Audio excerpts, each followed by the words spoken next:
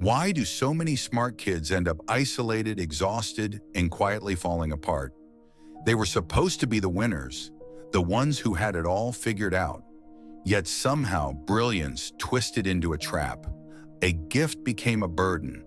And now a lot of those once celebrated kids feel like ghosts, watching life from behind a glass wall they can't break through.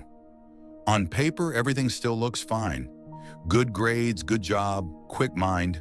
But inside it's different. Inside there's a hollow ache, a sense that something vital slipped through their fingers. Like life is a party they weren't really invited to.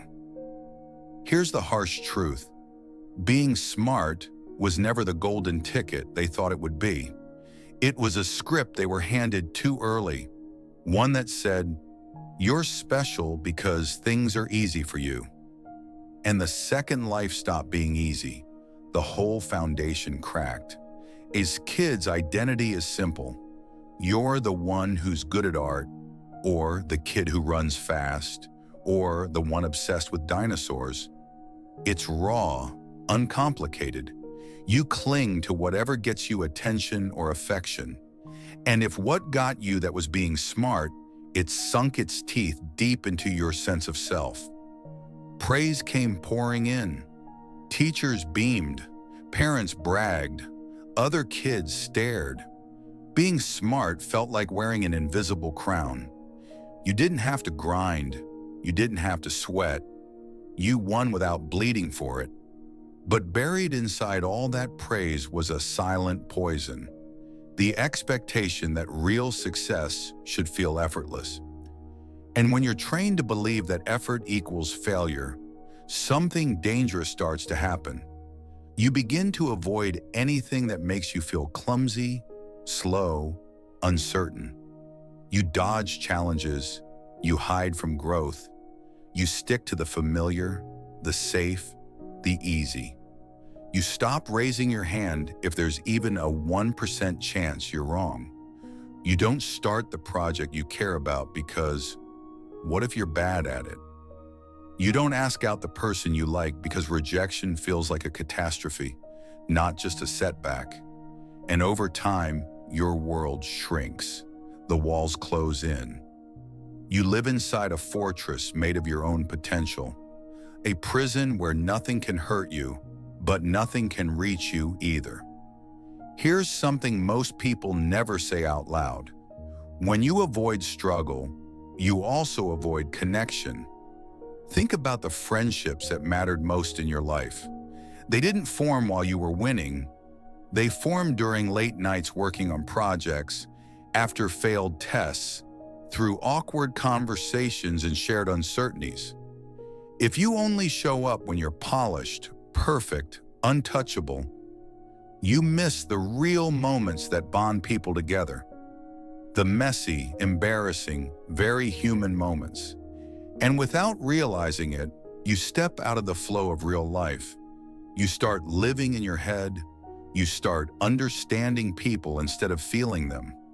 You start analyzing every interaction like a chess game instead of simply being present. You develop a skill called cognitive empathy. You know what people are feeling, but you don't really feel it with them. It's like watching a thunderstorm through a screen instead of standing outside and getting drenched. It works for a while. You can mimic normal connection. You can pass for charming, quick-witted, even magnetic. But underneath, you're exhausted. Every conversation feels like a performance. Every interaction is a test you're terrified of failing. And socializing, the thing that should fill you, starts to drain you dry. At some point, you tell yourself, maybe I'm just different. Maybe no one really gets me because I'm operating on a different level. You build a wall of superiority, not because you genuinely think you're better, but because it's less painful than admitting how lonely you feel. It's easier to believe you're too complex than to face the fear that you might simply be unseen. And here's where the cycle gets lethal. The smarter you are, the better you become at rationalizing your loneliness. You write essays in your head about why it's fine to be alone. You tell yourself stories about how most people are shallow or uninteresting. You construct theories to justify why you don't belong, when the real reason is heartbreakingly simple. You're afraid. You're afraid to look foolish. You're afraid to try and fail. You're afraid to be ordinary. Here's the question you've probably never asked yourself. What if being ordinary sometimes is the price of being truly alive? Because life isn't a talent show. It's not about dazzling people with how flawless you are. It's about bumping into things, messing up, falling down, laughing so hard you can't breathe, crying ugly tears when it all falls apart. And the longer you protect your image, the more you miss the messy, incredible, terrifying beauty of actually living. So how do you get out? How do you stop living in a glass tower built out of praise and fear? First, you kill the idea that your worth is based on being smart. You tear it down, brick by brick, even if it feels like you're ripping out your own bones. Because the hardest prison to escape is the one you built to survive. You don't have to destroy your intelligence. Intelligence is beautiful, it's powerful, but it was never meant to be your whole identity. It's not your crown, it's not your armor. It's just a tool, like a hammer or a torch. It's something you use to build a life, not something you are. The real shift happens when you stop asking yourself, what makes me impressive? And start asking, what makes me alive? Maybe it's writing badly for the joy of writing. Maybe it's cooking a meal that ends up burned but makes you laugh anyway. Maybe it's joining a dance class where you trip over your own feet and discover you actually love it. You have to let yourself be bad at things. You have to let yourself look stupid sometimes. You have to let yourself be human, messy, clumsy, chaotic, and trust that your value doesn't disappear when your perfection does. Imagine standing in a room full of people where nobody is trying to outshine anyone else. Imagine not calculating your every word, not second-guessing your every move. Imagine just being, and it being enough. What would your life look like if you stopped trying to be exceptional and started trying to be real? Because here's the truth no one ever told you. Real growth starts where your ego ends.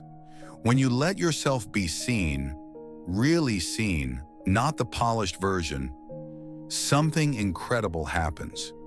You don't connect to people through your success. You connect to them through your imperfections, the broken pieces, the lost moments, the failed attempts. And every time you choose to show up anyway, every time you risk looking foolish, risk being vulnerable, risk getting it wrong, you build a new foundation, not a foundation of being the smartest, but a foundation of being someone who is alive and brave and wide open. You learn to trust yourself, not because you're guaranteed to succeed, but because you know you can survive failure. You learn to love yourself, not because you're perfect, but because you're honest.